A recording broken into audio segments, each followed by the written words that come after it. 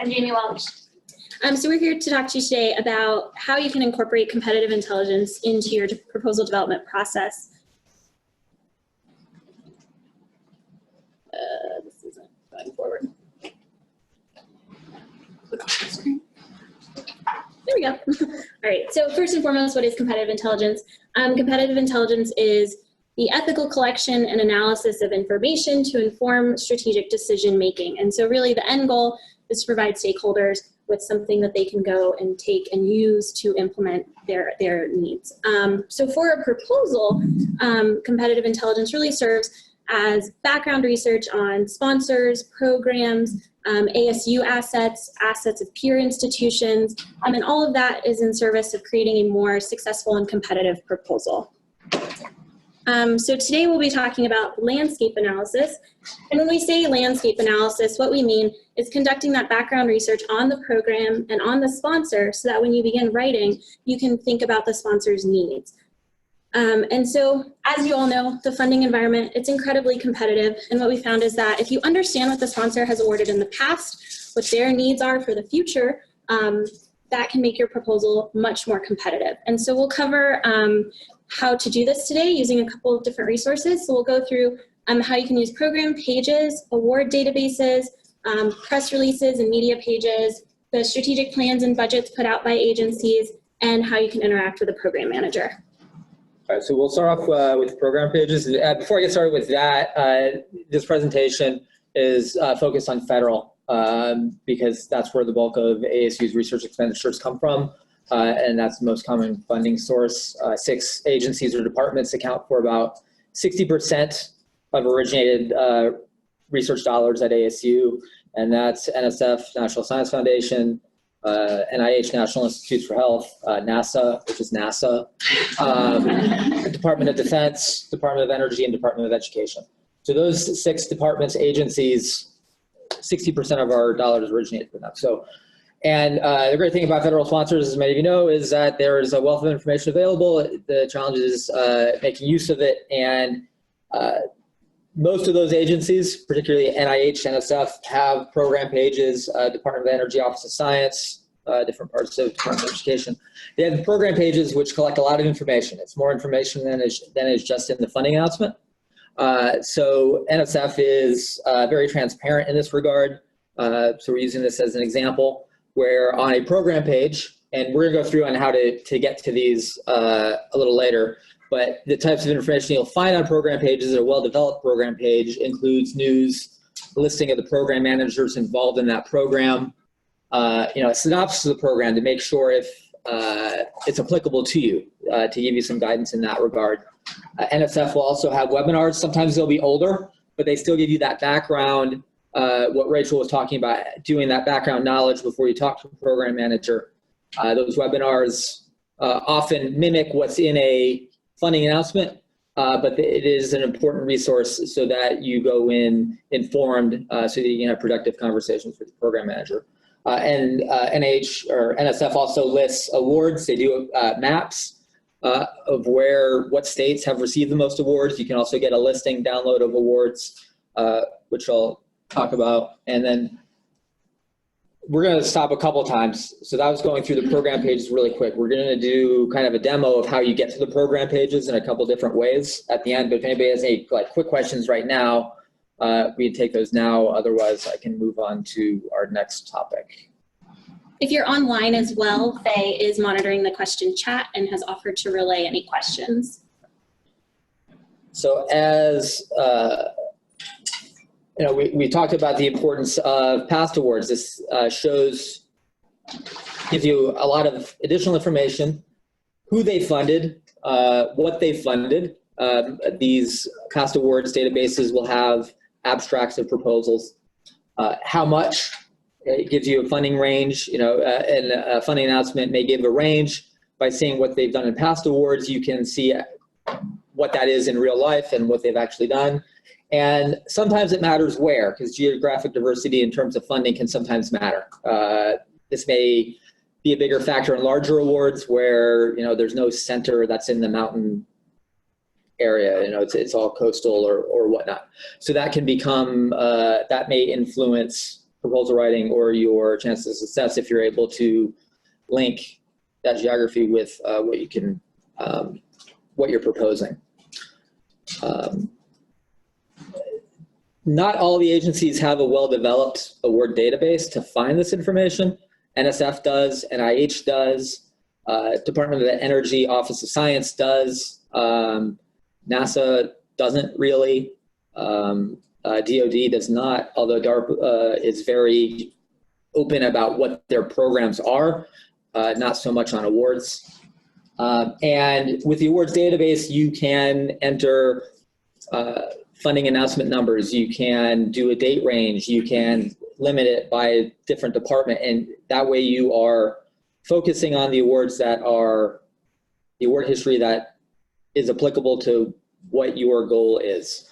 You can do it by keyword search, and that can become a lot of information, and then it's a matter of filtering through it so that you can pick up on some traits. But the most important thing is getting that kind of accumulation of information to make some conclusions and to help your proposal. And I guess, yeah, so that's a second stop if anybody has any questions. Again, a demo of going through this we're going to do at the end, just to open up the website and how we do a search and things like that. A question on when looking at past funding, some of them will let you even see past funding of research that has been done by others at ASU, so that you could see other peers that have been funded here. Right. So yeah, if you want to know who else at ASU has been funded, so maybe to talk to them about what it's like, that program manager, those award listings will also list program managers. So if you saw on the program page, it listed 3 program managers. Some NSF ones have 10, 12 listed depending on the size of the program.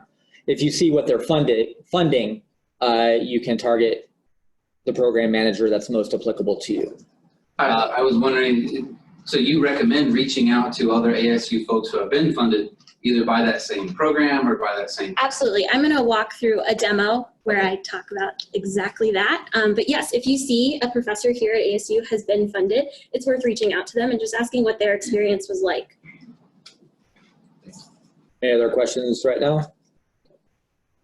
All right, so Keith has talked through a number of ways to go through awards databases, but as he said, DoD doesn't have the same quite defined database, so what do you do if there's not a database? Or if a program's new, it won't have a program history. So in those cases, you can turn to press releases and media pages. And so if a program is new, they'll put out an announcement about the program where they'll define why they've created the program or what the goals are of the program. And so go through and read that and then try to incorporate that narrative into your proposal. But if a program does have a history, this is still a very good resource. So I just have a quick example here of the Department of Defense's Multidisciplinary University Research Initiative, the MURI program. And so I'll just show you what the DoD press release looked like. So this is the DoD press release, and it has very good information. You can see how much funding, how many teams. You can see where they talk about highly complex problems that require not a single discipline. So you can start to pull out some information. But they also, at the very end of this page, have the list of their winning teams. So DoD doesn't maintain a regular database, but they do put this information out there. And so you can go through this, and it gives you a lot of the same information that a database does. You can see the topic, the project name, which university got funding, and then the PI. So what I would recommend is going through this list, looking for either familiar faculty, people that you know at other institutions, and or any mention of ASU if we've won an award. And so for this opportunity, we have indeed won an award. And that is right there, yeah, number 11. And so what I would do if I was looking at this is I would indeed just copy the name of the awardee and just Google that name plus DoD MURI to see if there's any press release that ASU has put out. And universities do this all over the country. They want to advertise the good work they're doing. And so you can click into the press release and you'll see that, when you go onto these things, even if you're on a defined website, what they're going to post is the abstract, which is short. And so if you go into a press release, you can get a ton more information. So you can see, background about who the PI is. There's a bit here about who the team included.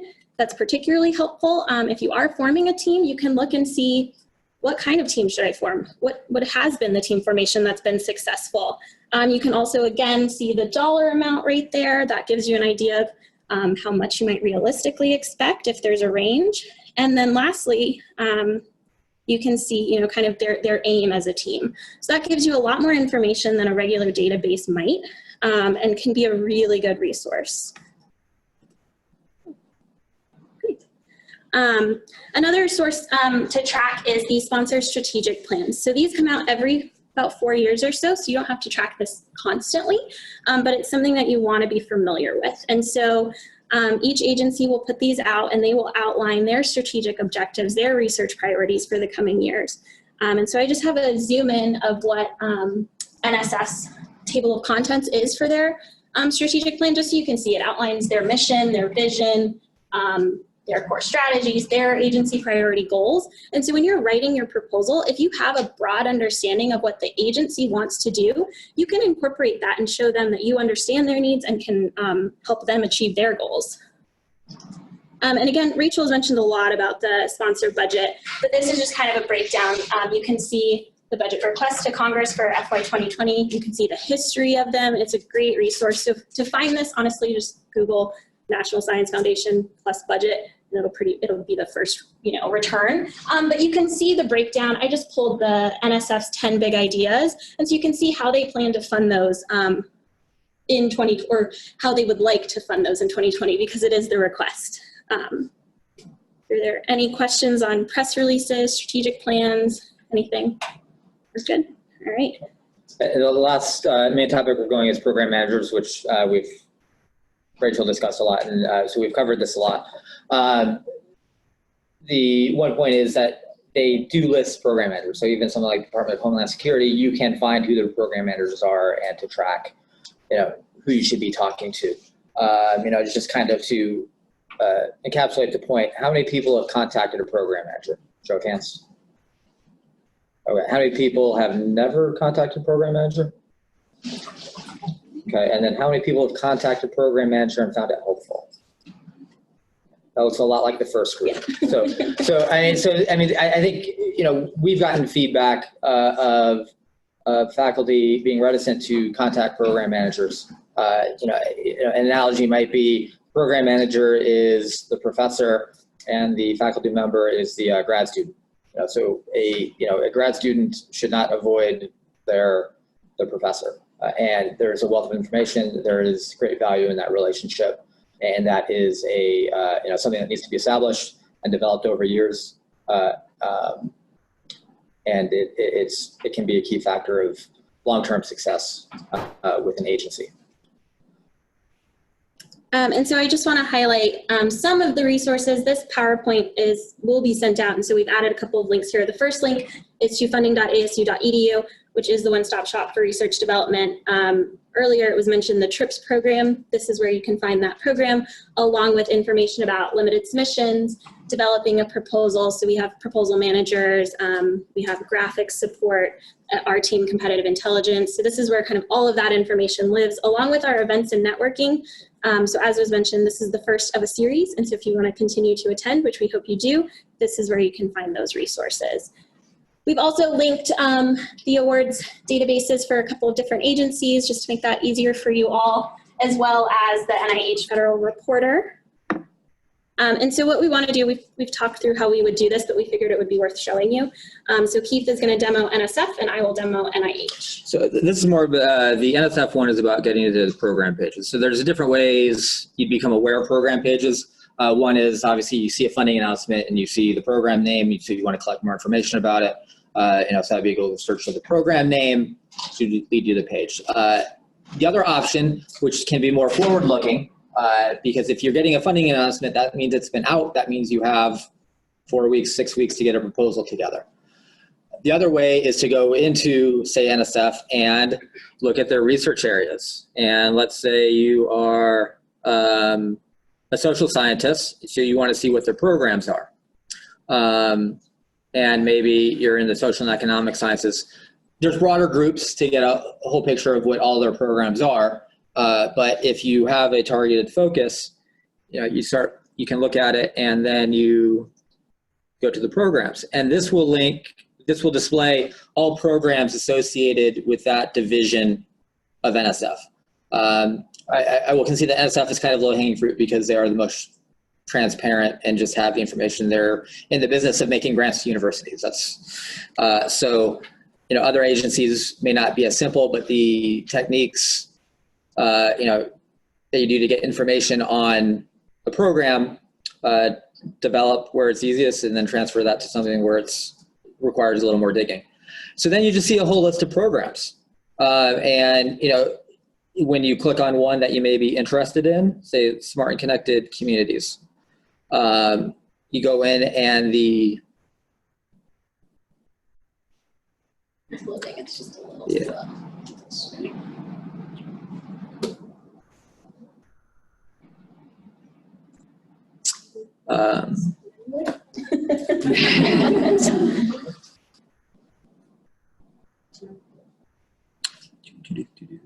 Any questions while there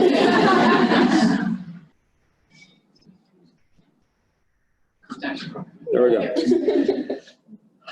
So again, this is what I was talking about. There's a lot of program managers. So which one do you contact? That obviously becomes a challenge. It has the most recent solicitation, which is due in a couple weeks. So it doesn't sound like you're going to get in on this cycle. But, if it has the most recent solicitation is a year ago, something may be forthcoming because a lot of these programs on regular cycles. We talked about the synopsis, and then when you get down to the end, it has an FAQ, it has a webinar, it's a dated webinar, but it still gives you that background information on the program. And then those bottom three, what has been funded, map of awards, and other news, that again tells you what the competition is like, what other universities are applying for it. So if you look at, I'm going to look at the map of awards, because what this does is, maybe I shouldn't click on any more links.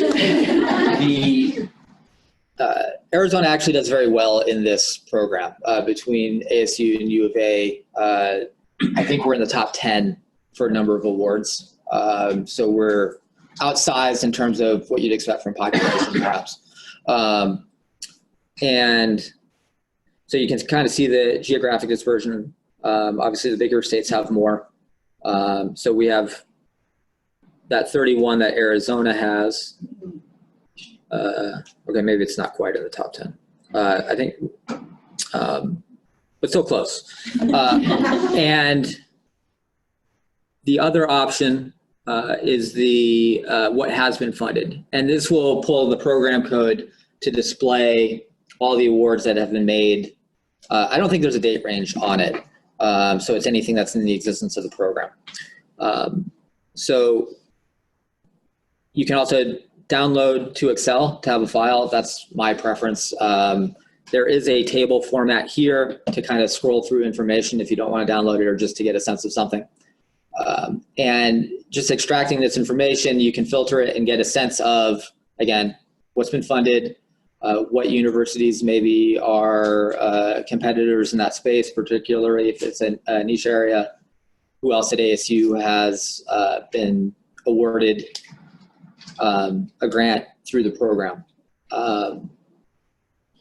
Yeah. Can you click on one of those so we can see the actual? Right. So if you don't want to download it, yeah, you can also click on this, and this is all the information that's in a download. So rather than a spreadsheet view, you can see when the award was made and that information. So all of this is what's in the download. And there's the abstract, which will look better here than it does in the download because there's like HTML coding that's hanging out there sometimes. So if you want something that's more readable, this would be it. You see, again, the investigator and other programs. So this will be something else that could be useful. So if you identify smart connected communities, if you go through the programs, or if you go through a couple of the awards, you'll see other programs that are associated, and you may see other programs that you hadn't heard of, hadn't thought of, that may be possible to for you to apply to. So that's one way that to me, to get into the program pages, particularly for NSF, it's you're aware of what the program name is, go get more information, or explore so that you can plan ahead and know that this cycle ended, it's a recurring program, it's going to be open again next September, it's going to be open in April. And those timelines may shift a little bit, but established programs will keep funding. Things that are in the strategic plan or in the budget will say whether a program is sunsetting, so that you can plan of, okay, so that program's not getting any more money. There may be an announcement on what program is replacing it. What's the evolution of the program? And that way, again, it's that planning so that you are not dealing with a situation where, oh, this announcement is out and now I have to put together a proposal in 4 weeks, 6 weeks, or whatnot. Having that foresight available to you to plan leads to stronger proposals and greater proposal success. The other thing I'll do, which we didn't do a direct link to, is under awards, there is a search awards. That's the basic search, which I basically never use. Up in that corner is the advanced search, which allows you to add more categories, standard search form. But again, you can limit to an award range, you can limit to a program, you can limit by state, so there's a lot of ways to filter that down. You can do a keyword. I had a project recently where, it's just a keyword, see what comes up. I like a lot of data. It is limited to 3,000 entries.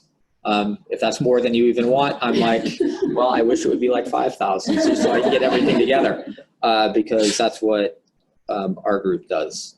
Does anybody have any questions about? So NSF, again, is much easier to navigate than most of the other agencies. So some of these tools may be available in other agencies, some may not. Does anybody have any questions about navigating this, or how you might go about finding other information or whatnot? All right. If you want to leave it there, that's actually okay. So I'm going to demo how you would do similar things through NIH's website. So yeah, this is nih.gov, that's their home page. And so you'll come in and go to grants and funding, and they have a great tool called Reporter. And so it's a very robust database. And so I, again, never really do the basic search. I would always recommend clicking into advanced search. And this looks very similar to what Keith just showed you with NSF. You can plug in PI by name. So if there's someone in your field that you're like, wow, they're just really cool, let me know what they do, you can look at that. You can look at organizations. Again, Drew said earlier, you can check out ASU and see what we've gotten funded from NIH and maybe reach out to a faculty member here. You can also plug in a specific FOA. So I'm going to demo that. If you're just wondering, who's gotten funding for this in the past. I will give you a little bit of a preface. When I ran this yesterday, it was kind of slow, so not too bad.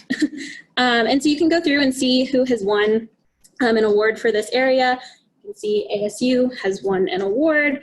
You can click in and just get a lot of really good information. So you can see the full description of the abstract. You can also see results, which will show you publications resulting from this work. You can see similar projects to give you an idea of what other research is being done in this field. So I'm going to go back to the description, and I'm going to show you a really cool tool that NIH has called Matchmaker. And so NIH Matchmaker, you can take a chunk of text, so it could be a publication, an abstract you've worked on, and plug it into Matchmaker. I'm going to just use this text on the screen for example. So you just have your own text. You'll copy it. And so again, you'll go back to the Reporter, and you'll find it here. It's highlighted because it's new and it's cool. And so You just go in, you can enter really anything. So any scientific text that you have, you'll go ahead and plug it in. It does have a character limit, but it's very extensive. I just want to highlight, it has a tutorial, so I'll go through this, but if you do have questions, there is one there. So you can find similar or projects that might look similar to what you're looking at, but you can also find program officials, which I really think could be very, very helpful. So it'll read your text, takes a minute.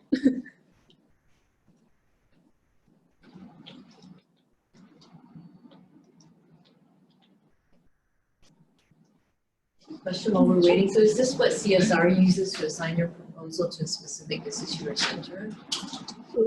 Is it that same algorithm? I'm going to refer to Rachel on that. I doubt it, but I wouldn't rule it out entirely. Is it the same algorithm? I don't know, because this is Matchmakers. So they've been doing CSR, they're doing it their way. But it's good for them to do. Yeah. So as you can see, it'll pull up the different institutes and a very, very long list of program managers. But if you know your research, and so if you're like, oh, my best chance is with the National Institute of Mental Health, you can limit it that way. And all of a sudden, you have a very manageable list. And so you can go in, you can click on these program managers, you can get their email address, as Rachel said, always email them first. You can see which projects they've funded in the past. Which again will give you the background that Rachel was saying. You want to be able to show them you've done your homework. So this is a really easy way to do that for program managers.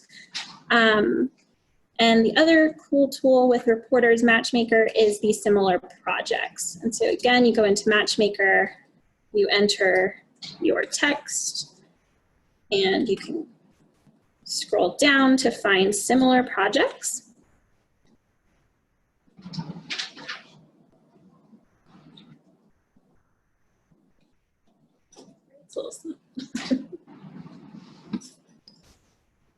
And you'll see, the cool thing about this is if you're just looking at similar projects, this can give you an idea of which institute or center might be the best bet for you. You can see who's funded this kind of work.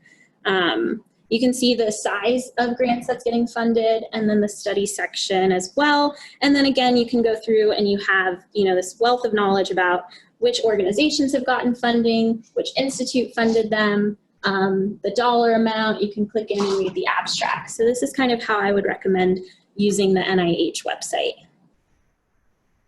Are there any questions about NIH's website?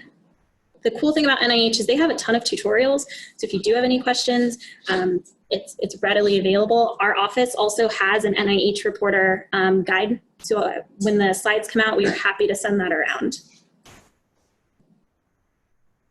And so just to kind of finalize, the take-home points from our presentation are to just develop a practice of researching the program before you submit. We've showed you a number of ways you can do it, but just, try out some, figure out what works best for you, but do that work ahead of time so that you submit a proposal that is the most responsive and the most responsive to the sponsor's goals. And so that can put ASU ahead of its competitors. If you already know what the sponsor's looking for, you can respond to that.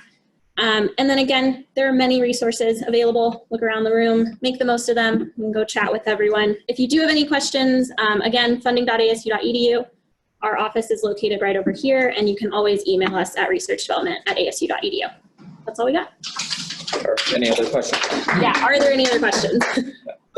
Then that's all we got.